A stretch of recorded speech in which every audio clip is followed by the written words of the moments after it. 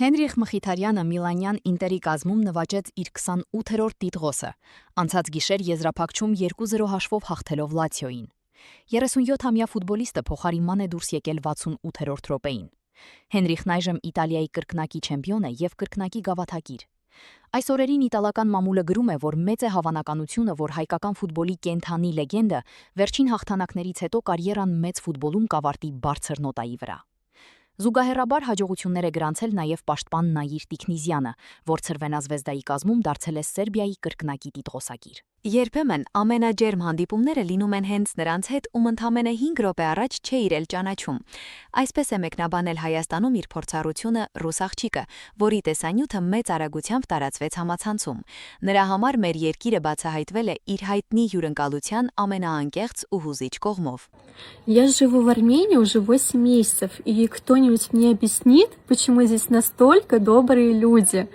Мы сегодня гуляли по горам, и нас остановили незнакомые люди и позвали в гости.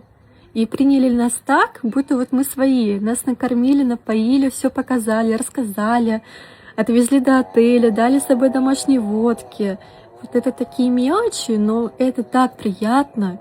И не зря говорят, что Армения — это в первую очередь про людей, а не про место. Вот это только здесь так.